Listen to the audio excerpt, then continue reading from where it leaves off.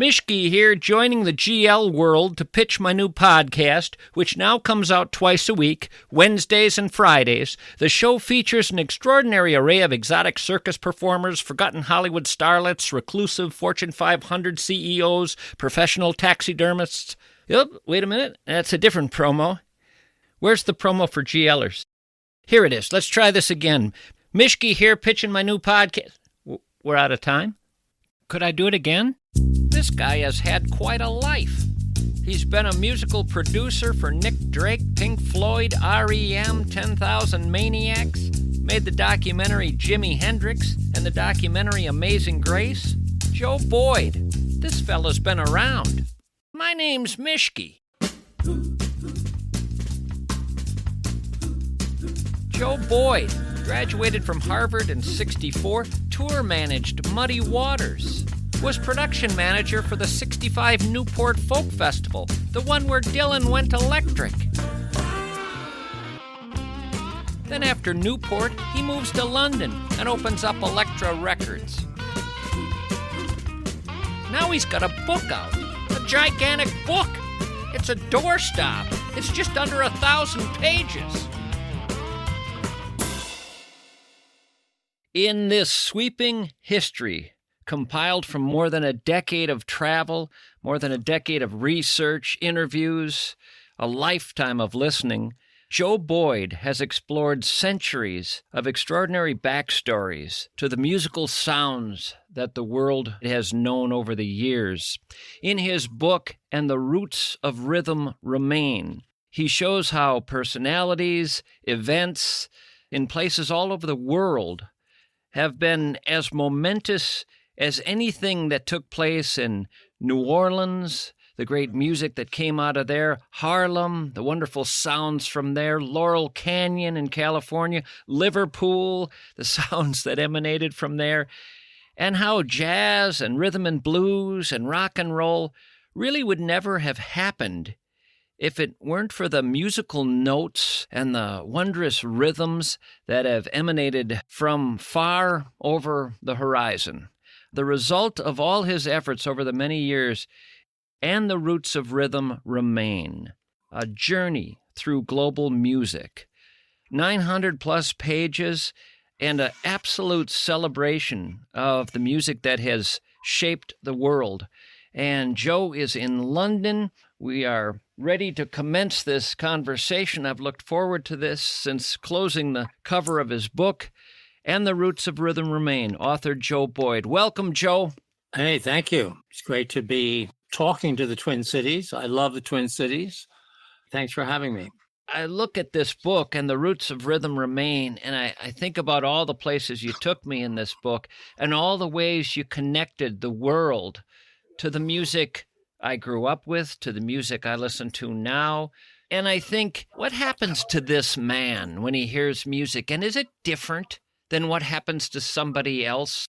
You know, my first experiences of listening to music, I think, when I was 3, 4, 5 years old, my grandmother had been a concert pianist, and in later life, she prepared other concert pianists for the recitals.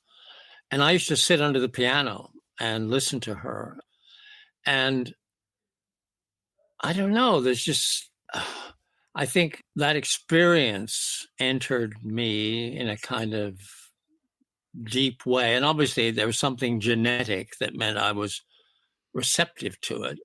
And then, you know, when I heard my mother's Edith Piaf records, or when I started hearing Frankie Lyman and the Teenagers and Chuck Berry and Little Richard, and when I just started discovering jazz and listening to Duke Ellington and Louis Armstrong, there was something, certain tracks and certain artists would touch some part of me that had been somehow revved up or warmed up by my grandmother, that had been sensitized, so that I recognized when Louis Armstrong hits that high note in West End blues, you know, I just went, oh yeah.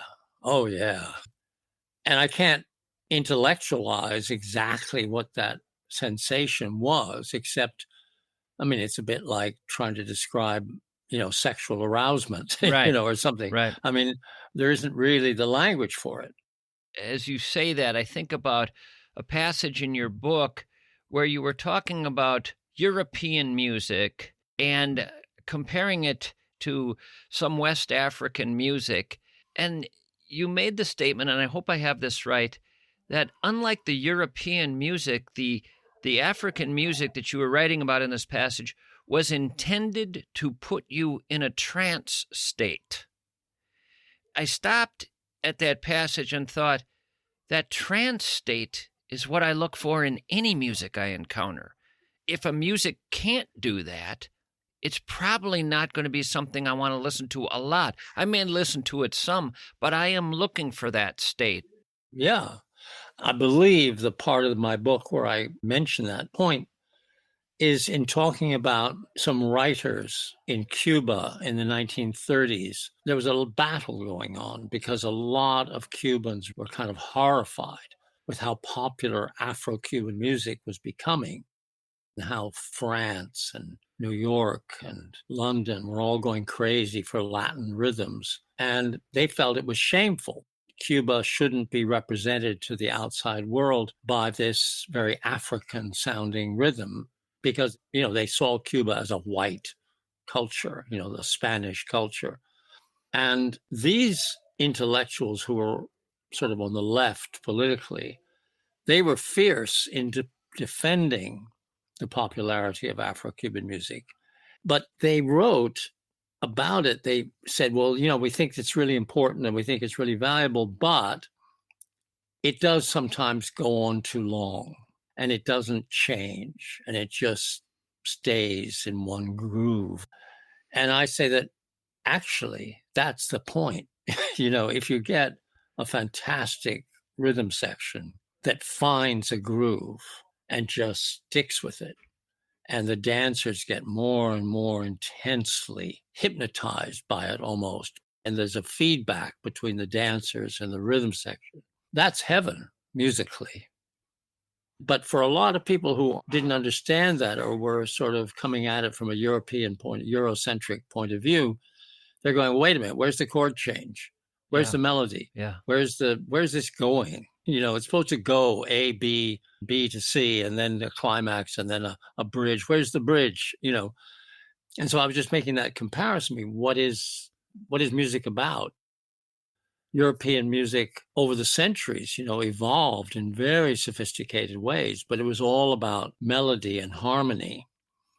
Whereas in Cuba, all these different African cultures from all over the African continent were mixing and meeting each other and bumping up against each other in Havana and Santiago and Matanzas, in the bars and in the dance halls, and creating something as complex rhythmically as what the Europeans were coming up with harmonically.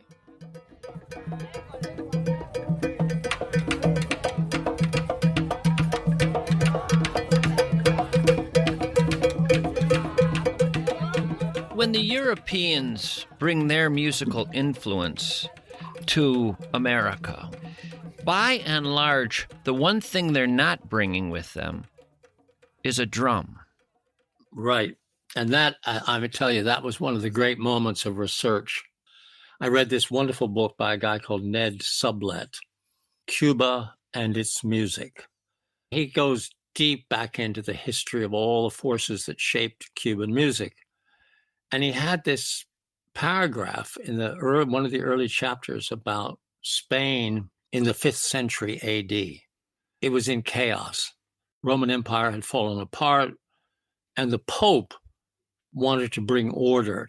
The church then went on a crusade against heresy and paganism all across Europe.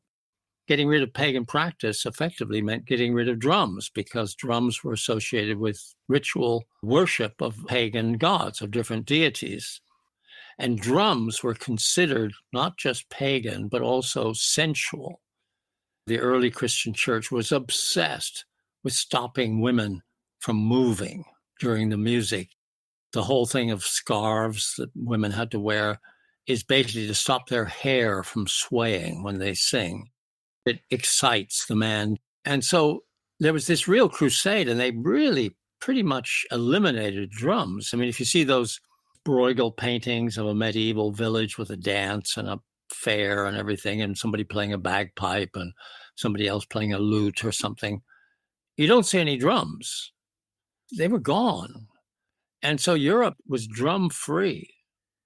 And it wasn't until the military, they were useful to get soldiers pumped up for battle. And so you had snare drum, cymbal, and bass drum, all military. And if you think about the jazz drum kit, it's all military drums. There's a snare drum sitting up there on top of the bass drum. You know, in New Orleans, somebody figured out it was cheaper to hire one drummer instead of three to play with a jazz band or a dance band. And so they rigged up this kind of weird contraption. And that's the modern drum kit, the way of harnessing military drums.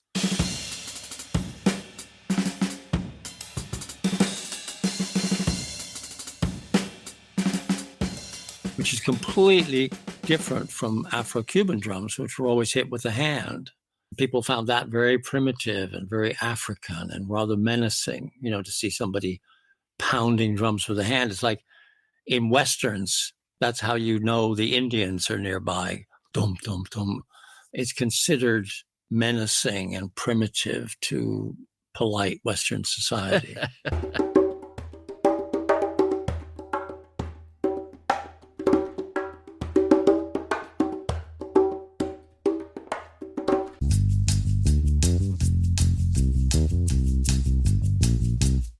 Joey Manillo cannot walk 5 steps without tripping over his shoelaces, but you can't sew shoelaces. So Joey just falls down a lot. However, Joey recently got hit by a runaway hot dog cart in downtown Minneapolis. Picture Joey lying there, mustard everywhere, looking like a soggy pretzel. And who do you suppose he called?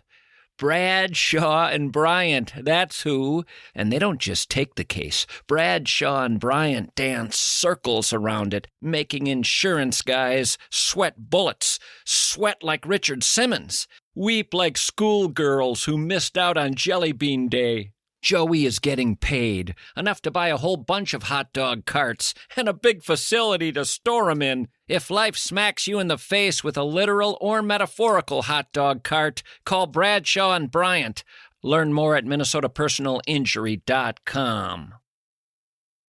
I have used MSP, as in Minneapolis St. Paul Plumbing, Heating, and Air, for years. 4 years. I've not considered using any other plumbing, heating, or cooling company because I've learned too much about the business. My dear pal, who I met when we were 7 years old, has sat with me often and has told me all the inside scoop. He's woken me up to why some companies out there are pretty cheap. They'll say they're inexpensive, but I've learned the word is cheap, and the customer is cheated from getting high-quality, skilled plumbing, heating, and air conditioning work. I've also learned from him why some companies are quite expensive. No, they're not doing the customer a favor either. They're taking more than they're giving. I've gone with MSP because they're not the cheapest and they're not the most expensive. They're just the best. MSP.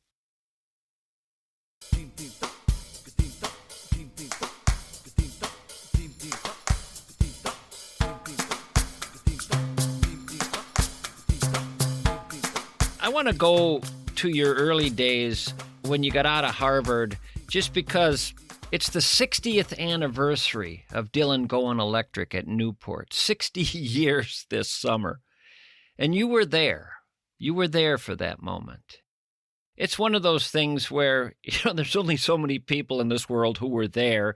And with the Dylan movie out, a lot of people talk about this, but you were able to take it in, and you talk about it as though you were caught in the eye of a hurricane. Yeah. I mean, there are definitely moments in history. You look back 10, 20 years later and you think, we didn't realize it then, but history was changing. But this was not that sort of moment.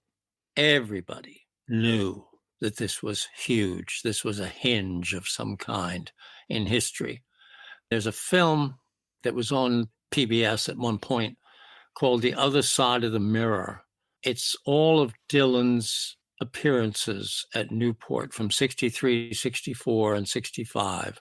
And 63, he's this young kid. He's singing a ballad about a coal miner. And you see him, Pete Seeger, and traditional singers sitting around him on stage, nodding in great appreciation of what he's doing.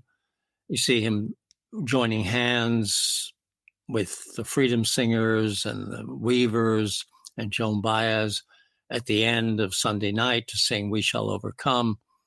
And then you have 64. Dylan is introduced by Pete Seeger. And Pete Seeger says, people call him the voice of a generation. Please welcome Bob Dylan. And he comes up and he plays for the first time in public, Mr. Tambourine Man. A few months earlier, Blowin' in the Wind had been number one on the hit parade by Peter, Paul, and Mary. And he's singing Tambourine Man. And there's a shot of Seeger on stage behind him with his head in his hands, like, oh my God, what is this? This is not a song you're going to sing while you're out on the barricades protesting.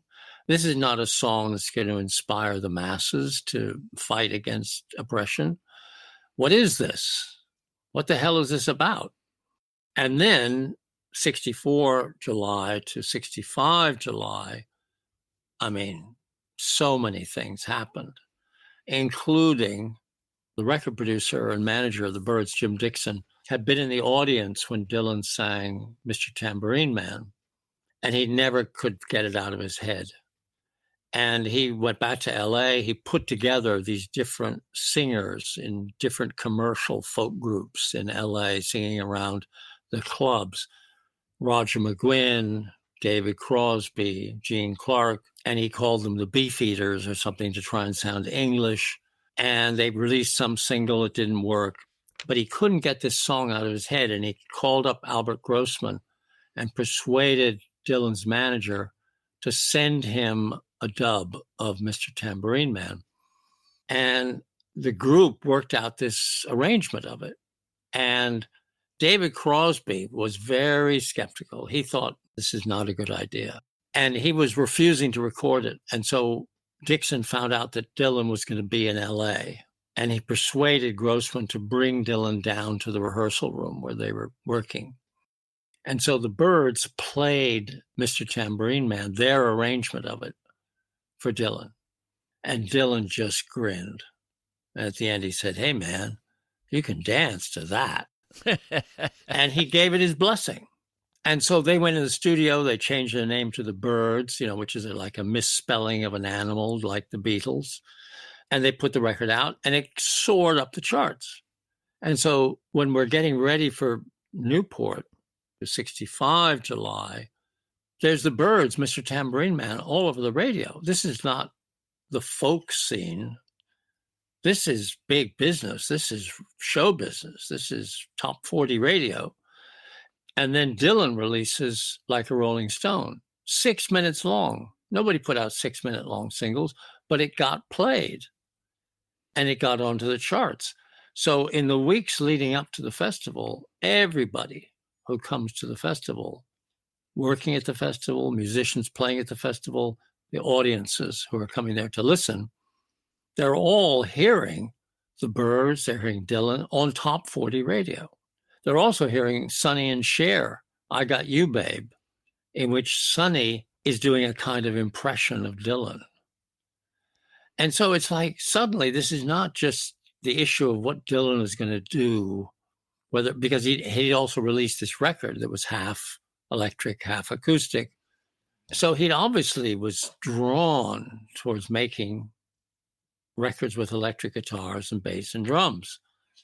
But everybody, all during the days leading up to the final night of Newport, everybody, the constant theme of discussion was, what's he going to do? What's Dylan going to do? Would he dare?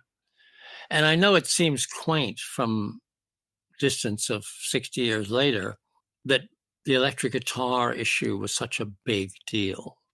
But it It was, it just was. There was the Newport Folk Festival, and the folk movement as a whole felt itself to be a kind of bubble of authenticity, purity, high ethical standards. And somehow the difference between an electric guitar and an acoustic guitar had come to represent that divide. Even with blues, people loved Mississippi John Hurt. They loved Reverend Gary Davis. They loved Brownie McGhee and Sonny Terry, who all played acoustic blues.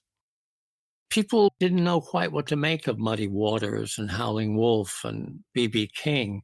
Muddy Waters and Howling Wolf were on Chess Records, along with Chuck Berry and Bo Diddley. So were they part of that scene, part of that world? Nobody was sure. It was a bit awkward. And so that when Dylan came out on stage on Sunday night with a band, and we had done a sound check, we sound checked everybody, including Dylan, so that when the first note of Maggie's Farm hit, it was loud. And one reason, it wasn't just, I've been thinking about this because a lot of people have said in retrospect that it wasn't that it was electric that bothered Pete Seeger or bothered a lot of people. It was how loud it was. And they're right, in a way. It was certainly, I think, the loudest thing that a lot of people had heard. But I was thinking about it, watching the movie. I thought to myself, they did a very good job of recreating that era. But the one anachronism that I saw, I spotted a few anachronisms. And one of them I spotted was on stage. They had a stage monitor, a little speaker aimed backwards towards the singer. It's standard equipment on stages. But it didn't exist in 1965. We didn't have monitors. There were no stage monitors. And Mike Bloomfield, the guitar player, I loved Mike. He was a great guy, and he was a great guitar player. But he was really psyched up that night. He was really on it, and he cranked his guitar up. He was playing really loud, and that was what was reaching the audience, was this really loud guitar noise from the amp. And Paul Rothschild had to crank up the rest of the band, the drum mics, the vocal mic, the keyboard, etc., to match Mike Bloomfield's guitar. And so the result was this really loud noise, probably louder than anyone had ever heard. It was really shocking.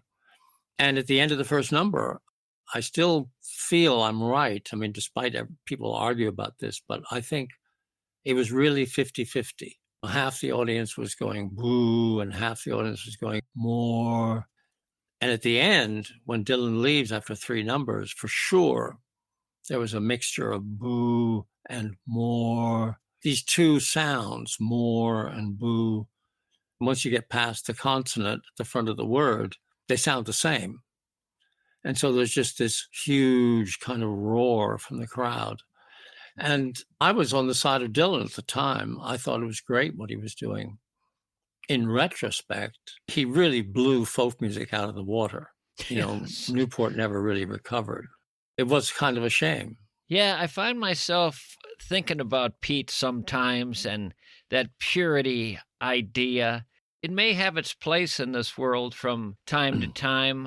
I often wonder what it would have been like had Woody been on stage, what his take would have been. He was a little bit more loose than Pete. Yeah.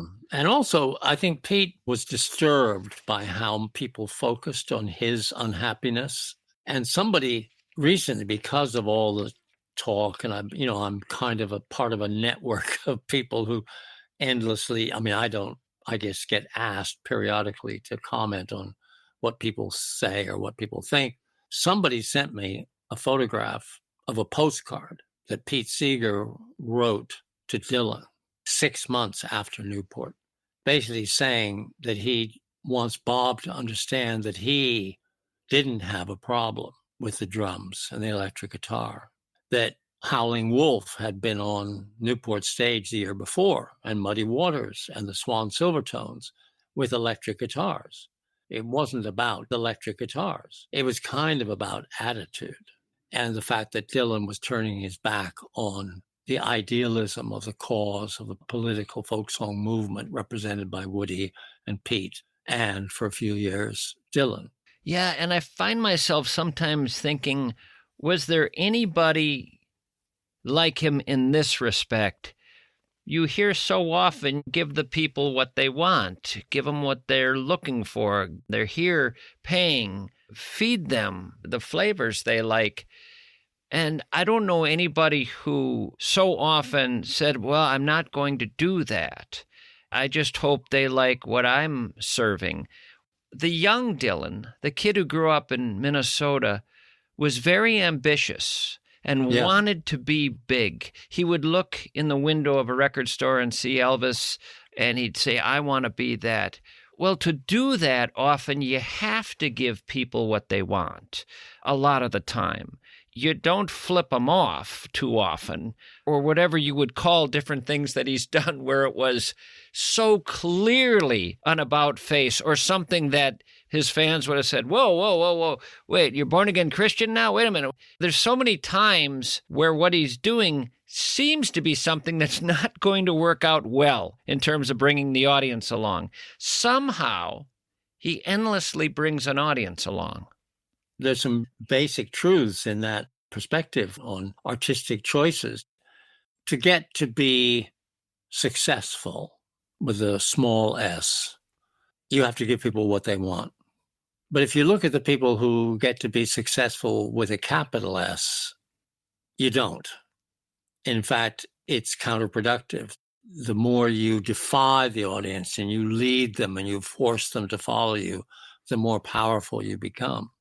But not very many people have the balls to do that or the bravado. Neil Young is another one who's constantly going a different way than what his followers want from him. I mean, and I talk about Paul Simon in the book. Nobody could have imagined in a million years that what people wanted from Paul Simon in 1986 was an album with a South African backing band. It takes that kind of gumption and courage in a way, or just certainty about what you're doing. And, you read biographies of Beethoven, and he was doing stuff that nobody thought was going to work, that horrified people. It was dissonant. It was annoying. It was all these things. And those are the ones that end up carved into music Mount Rushmores.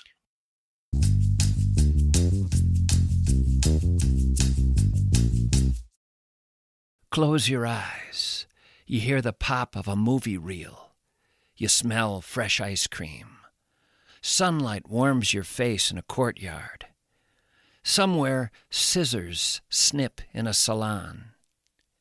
Believe it or not, you're at the Wellshire of Bloomington and Medina, a residential memory care center.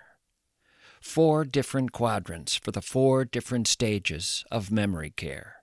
But the people in all 4 feel known, feel safe, feel alive. Staff move like loving shadows around these people. They're trusted. The staff has been there for years. They've watched memory slip, and they've gently caught it.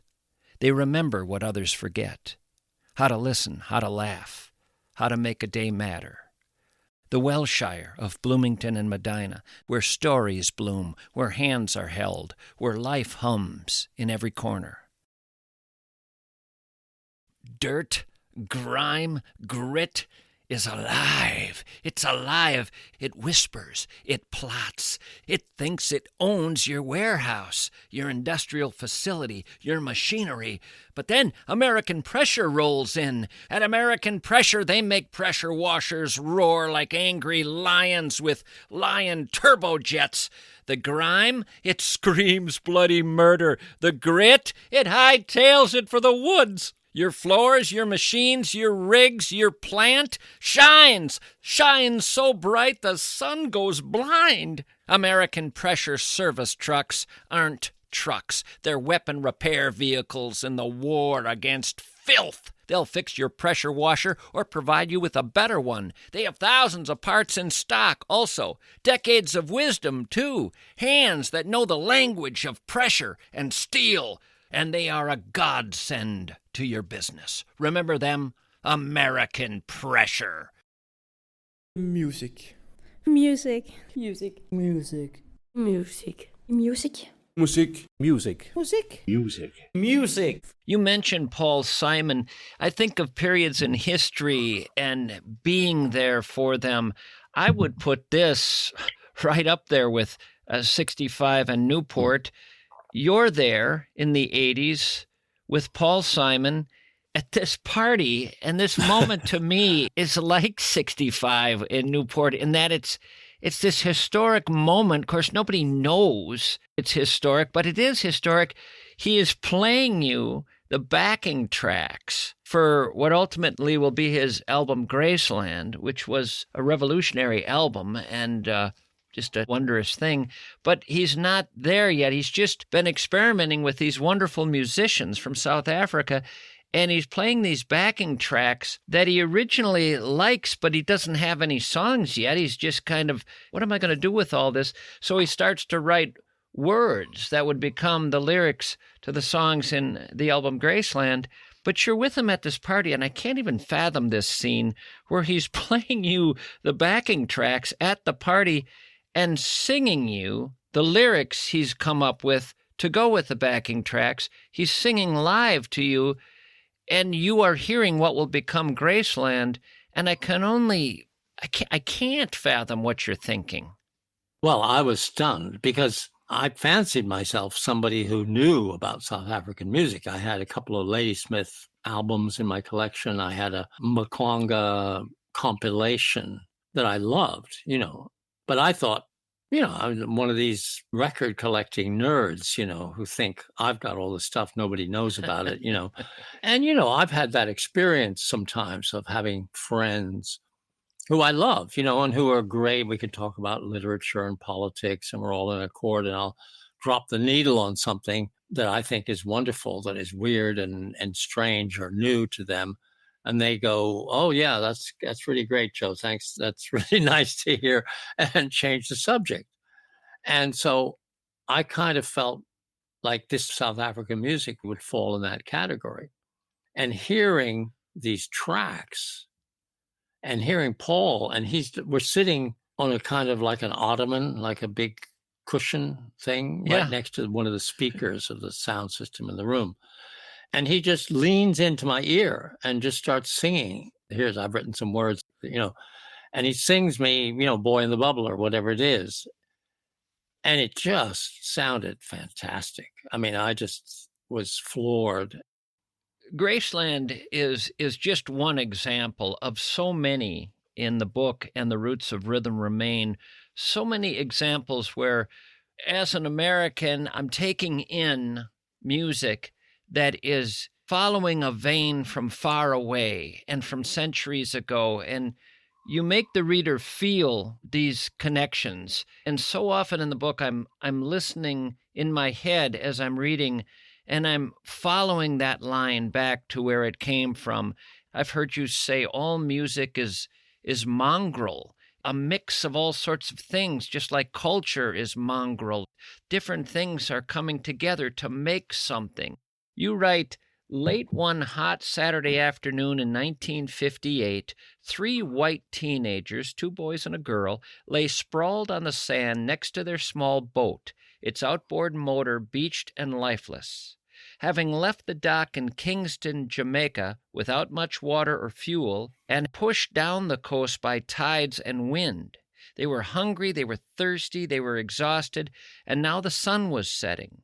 At dawn, after a sleepless, mosquito-plagued night, the boy who had borrowed the boat and gotten them into this mess set out along the sandbar, separated from the coastal road by miles of marsh and mangrove swamp. After hours trudging through soft sand, he saw a fisherman's shack and a black man with long matted hair peering out at him. Chris Blackwell had been taught to fear and avoid the strange tribe of outcasts who called themselves Rastafarians. But thirst overcame trepidation, and he hesitantly asked for some water. After explaining what had happened, he lay down and quickly fell asleep. When he awoke, it was dark, and he was surrounded by Rastas.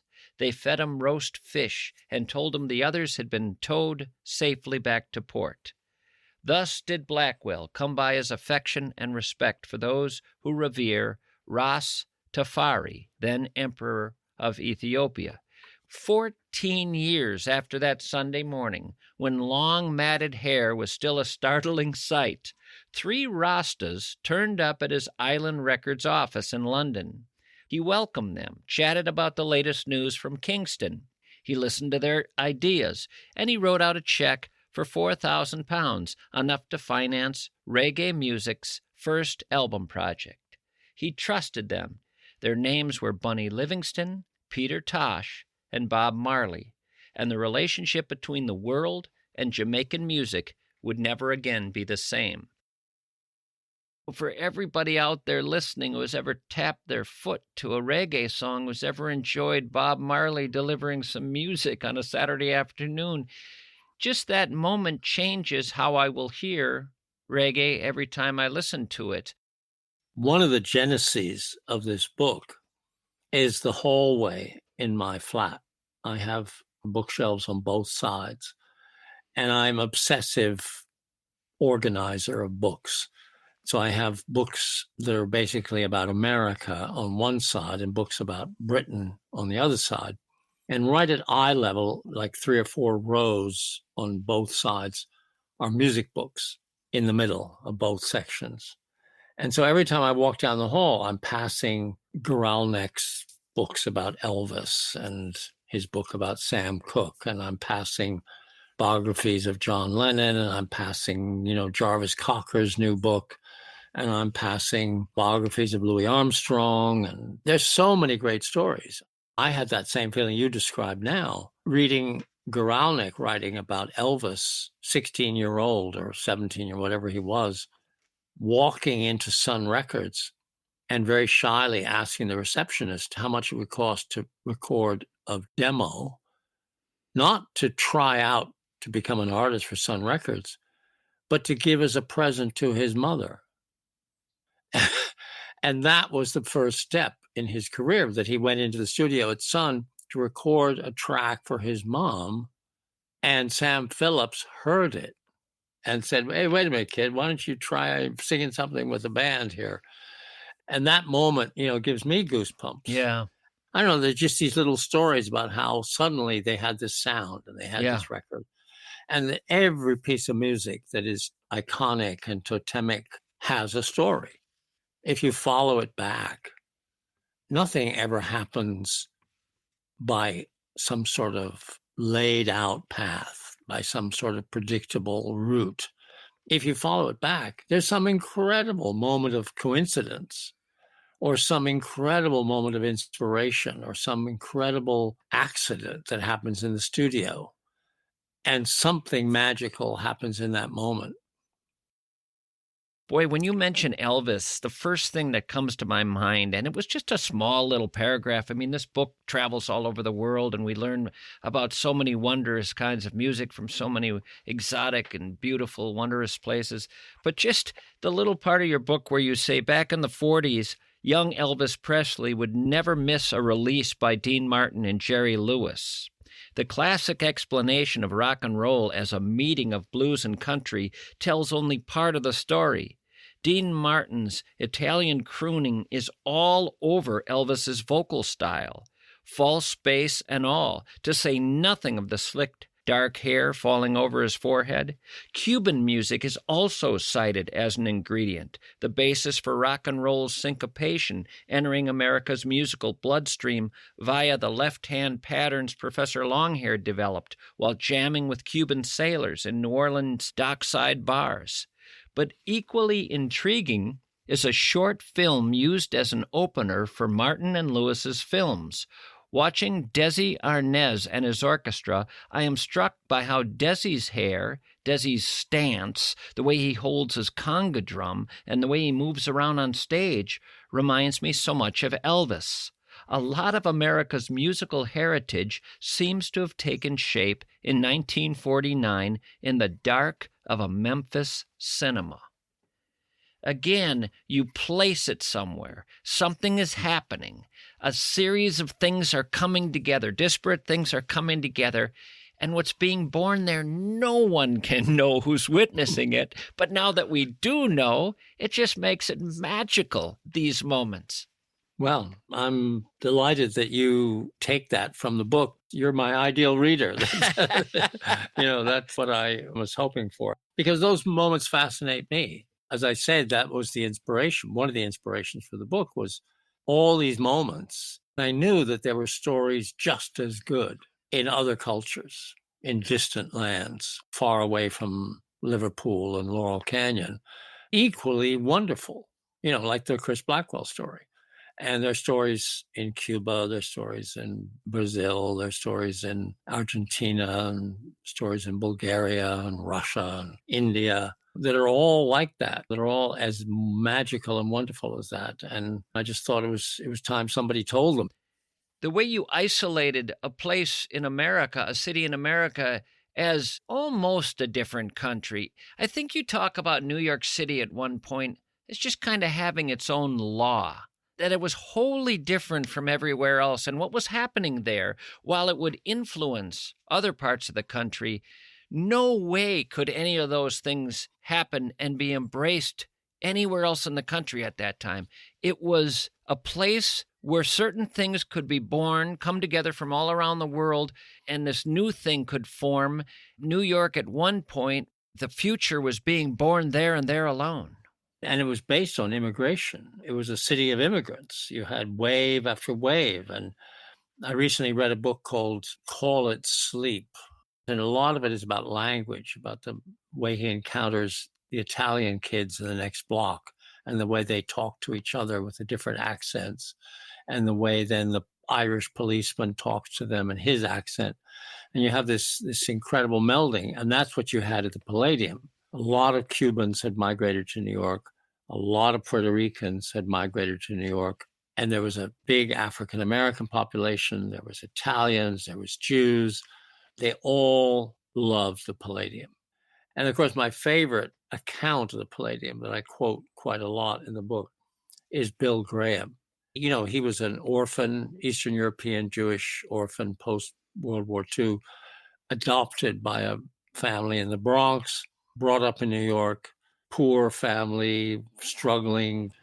But then he discovered Latin dancing, and he just went nuts. He just loved it. And he used to go dancing at night, take his books, do his homework in a coffee house, park his books in the coat check room at the Palladium, dance until 3 a.m., and then go do some more work in an all-night cafeteria and show up for high school the next morning with his lessons done. Yeah, you really make the reader want to be at the Palladium in the late 40s.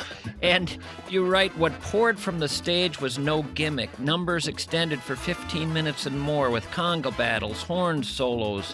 They rose to a sweat-soaked crescendo. The dance floor was a revelation that could only have happened in New York. Cubans, Italians, Puerto Ricans, Jews, African Americans, the rich rubbing shoulders with the poor, expert movers. The crowd became as big an attraction as the bands. Getting out of high school as Bill Graham and going down there to see that. And you do a wonderful job, too, of setting it up, because it's not just that scene. It's what set up that scene, and what sets up that scene is the end of World War II.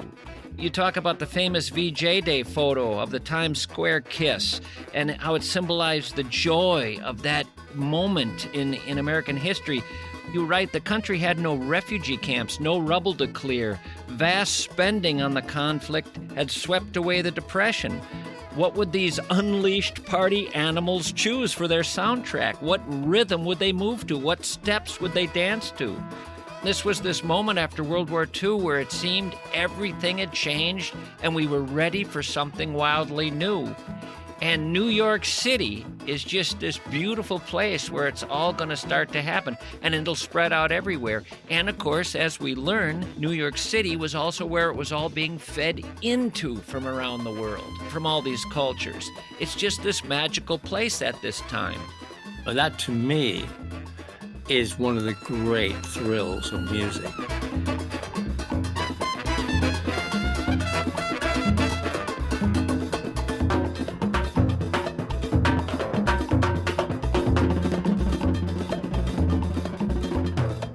I'll leave it there. I kept you longer than I wanted to, but that's the problem when you talk about this subject. I appreciate all your good words.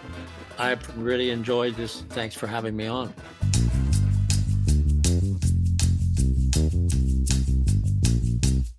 Have you ever felt the wind having a lovely conversation with your hair? That's what effortlessly tooling down the road on an e-bike from EcoFun Motorsports feels like. You're smiling riding your e-bike, smiling like the world just confessed its secrets to you. Hills? Hills? They don't exist. Sweat? A laughable myth. Every push of the pedal just kind of whispers, "We got this, partner. Piece of cake." While that electric motor quietly laughs at all gravity. EcoFun Motorsports is having an e-bike sale. Get there. Burnsville, Forest Lake. You're invited to try them out. You're invited to touch the future. You'll laugh at how easy it is to go farther, to go faster, to ride happier. The EcoFun Motorsports e-bike sale in Forest Lake and Burnsville. All right, stop whatever you're doing. Imagine your 401k riding a unicycle on a tightrope, okay, over a pit of flaming spreadsheets. Now imagine Josh Arnold stepping in with a giant foam finger and yelling, "Hey, I got this. Hey, I'm Josh Arnold." Mischke, what was that? Was that the start of an ad? Josh has been lassoing and herding people's investments for 40 years. He'll give you 48 minutes, 48, not 47, not 49, to help you make sense of what you got going out there. Free of charge. Okay, free. You got that, sportsman? Free. You can talk stocks, bonds, mutual funds, whatever your money is up to, you talk to Josh about that. You're going to leave laughing and hugging your calculator. You're going to leave knowing exactly where your money should be. Investment services offered by Josh Arnold Investment Consultant, LLC, a security and investment advisor. Past performance is no guarantee of future results. All investments involve risk. Tommy Mischke is a paid endorser.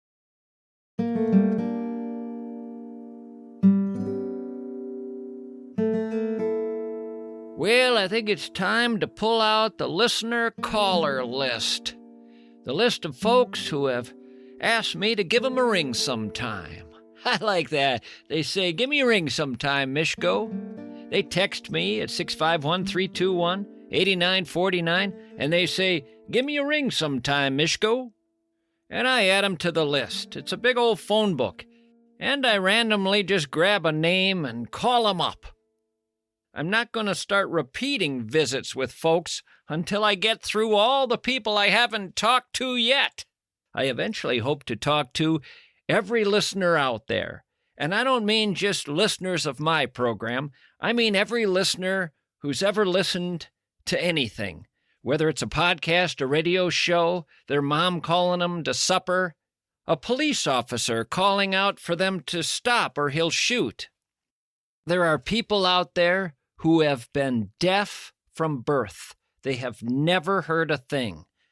I will not call them. That is something I will not do. Am I drawing a line in the sand? You're darn right I am. Unconventional, bold? That's me. Let's see who we got here. Here's someone named Steve, and he has a phone number for me. Okay.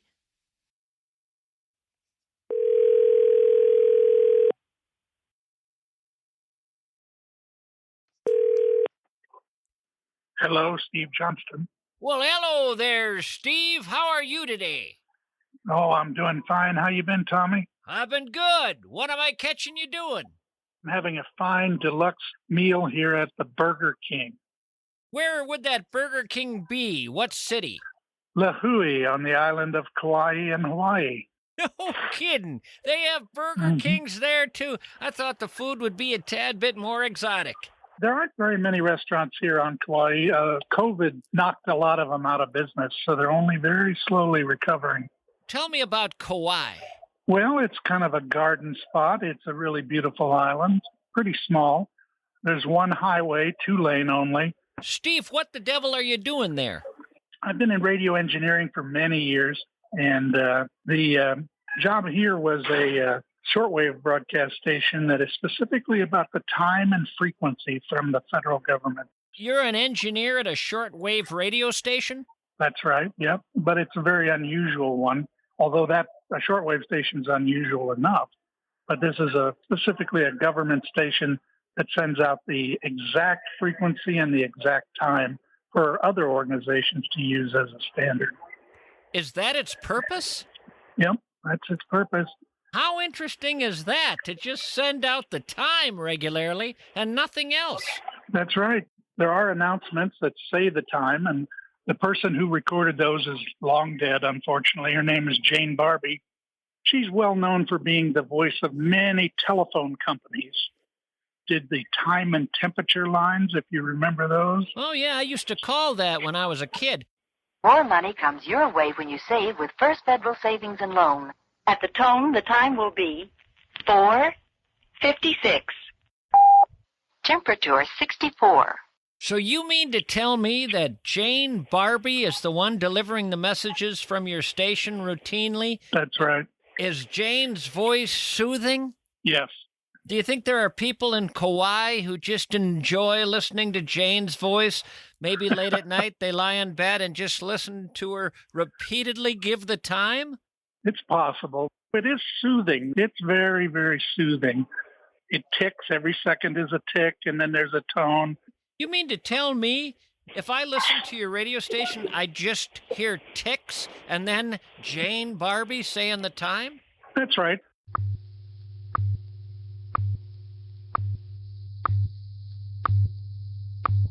At the tone, 16 hours, 52 minutes, Coordinated Universal Time.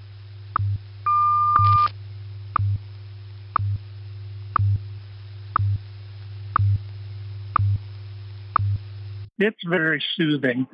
You ever think about just butting in, getting on the air, turning on the microphone, and saying, Steve here for Agatha's Crunch and Curl in the North Brothers Family Bowling Center and Pancake House. Just wanting you folks to know it's 4:42.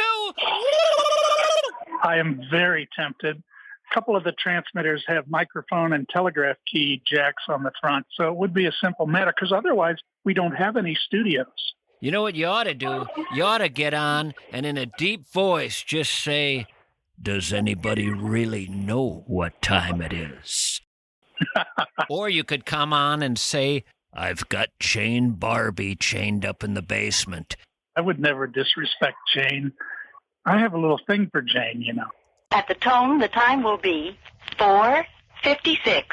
Why is it necessary for the government to have a station giving out the time? Now, I think it's one of the proper roles of government is to establish standards. So the same agency that's doing this for time and frequency with this radio station is doing it for the length of an inch, the duration of a second. What is the length of a second? 5 megahertz, 5 million cycles per second. And to define the second, which it actually produces a pulse every second out of that clock, it simply counts 5 million cycles and sends a pulse. Wow! I had no idea what went into determining a second. Now I'm suddenly thinking to myself, what is eternity? Well, a lot of those, I guess. Well, you're no idiot. What else do you got going? Do you have family? I moved here from Wisconsin, and I've enjoyed your shows for many, many years. The family is still in Wisconsin. My mother-in-law is demented. I guess she'll never hear this. My wife had to stay and care for her in our home in Wisconsin. And you didn't stay to help her out? Well, the previous 2 years, I was the primary caregiver. I worked for another company. I do think that part of my decision to move to an island in the middle of the Pacific may have been due to that relentless stress of caregiving for someone who has dementia. You bugged out in a big way. I mean, you didn't exactly move to Michigan or Minnesota. I mean, you got the hell out of Dodge. Yeah. I don't like to be alone in my bed for one night. How do you do it? Don't you miss your wife? I do, but she does come for visits. She's been out several times. I was just feeling a lot of pressure. It's not even my mother. You know, a lot of times when you're at the altar and you're doing that whole for better or worse, sickness or in health, you really aren't serious. You know, I mean, we all True, say it, yeah. but the reality is when the rubber meets the road, are you kidding me? Hawaii's calling. Yeah. I mean, there's a limit to what a person should have to stand. And now you're just at a station and listening to a woman who's dead give the time, and you couldn't be happier. Yeah. Well, I'm going to let you go, sir. I've enjoyed chatting with you. Yeah, thank you very much for calling, Tommy. Take care. Wonderful visiting with you, Steve. You be well. Bye-bye. Bye-bye. We walk out into the audience, you never know who you're going to be seated next to. Take a good look at this woman. She is one of the most listened to recording artists of all time. Believe it or not, this woman's recordings are heard 25 trillion times a year. Would you do me a favor, please, and let me hear just a little bit of one of your biggest recordings? At the tone, the time will be 8:25. That's that famous voice on the telephone, Jane Barbie. Now, you've got to do my all-time favorite. This is a golden oldie, but I love it. The number you have dialed is not in service. Please check the number and dial again, or remain on the line and an operator will help you. Jane Barbie, ladies and gentlemen. Thank you, Jane, ever so much. Thank you. All right.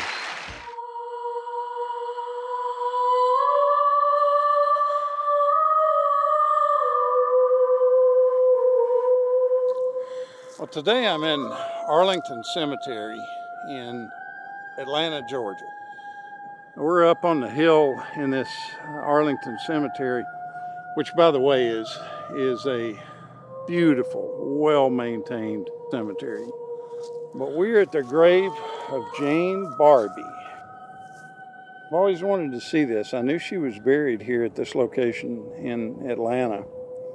Just happened to be going through here, and I thought it'd be neat to pay my respects to Jane. Feel like I know her because I've heard her voice so many times. Goodbye. Goodbye. Goodbye. Goodbye.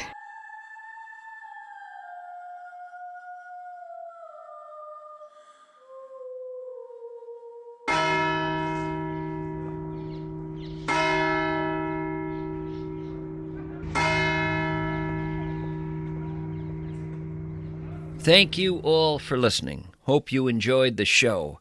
I'll talk to you again next time. So long for now.